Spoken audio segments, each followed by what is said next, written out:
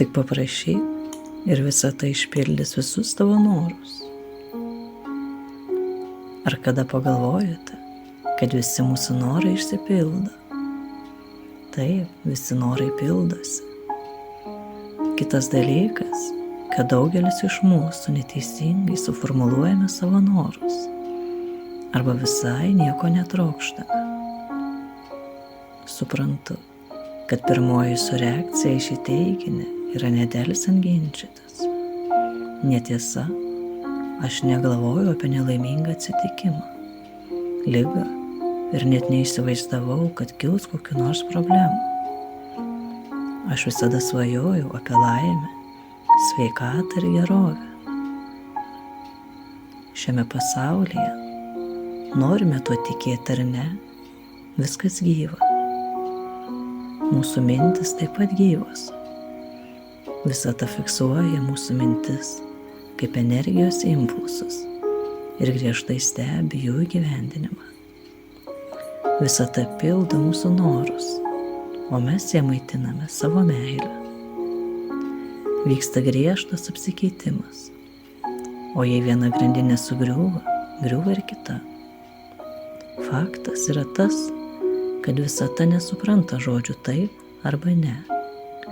Jei nėra emocinių sąvokų, teigiamas ar neigiamas, baimė ir džiaugsmas.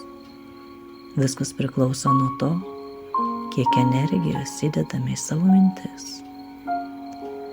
Dažnai nutinka taip, kad apie ką nors pagalvojame ir tuo pačiu išsigąstame. Baimė buvo tokia stipri ir sugeneravo tokį galingą mūsų energijos protrūkį, kad nepaisant to, kad mintis galvoje šmėstelėjo vos sekundį, visata ją išgirdo kaip įsakymą, kurio neįmanoma neįvykdyti. Prisiminkite, kaip tai sugalvojate. Pavyzdžiui, jūs dažnai galvojate taip: dabar sunkus metas, sunku gauti gerą darbą, sunku susitaupyti butui ir apskritai jį nusipirkti neįmanoma. Ir skundžiamės savo nelaimingų gyvenimų. Barame vyrus, žmonas, giminės. Viskas aplinkui blogai ir ne taip, kaip norime. Visata padarys už tave tai, ką užsisakei. Būtent sunkus laikai, sunku gauti darbą, sunku sutaupyti butui, neįmanoma nusipirkti buto. Priartins prie jūsų giminaičius ir sutuoktinius, kurie viską daro ne taip, ir ant sidabrinės lėkštės pateiks gyvenimą, kuris yra nevykęs, norų išsipildymo minties galia. Taigi tu pats susikuri savo programą, pagal kurią pats gyvensi. Ką daryti, kad gyvenimas pasikeistų į gerąją pusę? Mums dažnai trukdo pasikeisti žodis jeigu, kuris gyvena mūsų praeityje, dabartyje ir kurį traukiame į savo ateitį. Sustabdykite. Įsivaizduokite, kad šio jeigu niekada nebuvo jūsų gyvenime. Sąžiningai atsakykite savo šios klausimus. Ko tu iš tikrųjų nori? Kas privers jūs gyventi harmonijoje ir laimingai? Jei turėtumėte burtų lazdelę, ką darytume dėl savęs? Įsivaizduokite savo naują džiaugsmingą ateitį. Apie ką tu svajoji? Ką norėtum pasiekti per metus?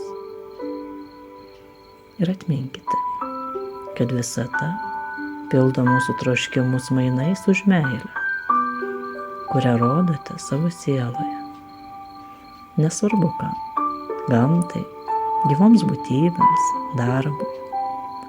Kuo daugiau meilės, tuo greičiau išsipildys tai, apie ką galvojate. Dabar leis savo svajoti. Įsivaizduokite viską taip, lyg jūsų norai jau išsipildė. Ačiū likimui, jis padarė tave tuo, kas esi šiandien. Dėkokite visatai, kuri pildo jūsų norus. Ačiū Dievui, kad sukūrė tokį nuostabų pasaulį, Ačiū mamai ir tėčiui, kad leidote gimti šiame pasaulyje. Ir ačiū savo, kad gimėte ir egzistuojate. Jeigu neturite ką mylėti ir kam dėkoti, o taip nutinka, kai žmonėms per sunku ir nebelieka tikėjimų nei Dievu, nei velniu, nei žmonėmis, nei savimi. Tada pasimkite akmenuką ir dėkokite kiekvieną dieną jam. Tegul akmenukas gauna iš jūsų dėkingumą ir meilę.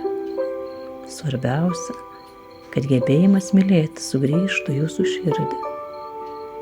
Jei šis pasaulis nenusipelno būti mylimas, mylėkite akmenį. Autobusas į stotelę atvyko laiku, padėkok akmenukui. Kažkas nusišypsojo, paglostykite akmenuką. Išmokite mąstyti pozityviai. Paimkite pavyzdį iš rinkodaros specialistų, kurie iš anksto rašo teigiamą įmonės plėtros scenarijų. Ir jei šiuo planu tiki visa įmonė, tada sėkmė garantuota, tai veikia. Sugalvokite savo naują gyvenimą, kuriame nėra vietos liūdesiui. Atminkite, kad esate burtininkas. Viskas priklauso nuo jūsų nuotaikos. Jūs esate atsakingas už savo likimą ir už save. Ir turite pakankamai jėgų pakeisti savo gyvenimą į gerąją pusę.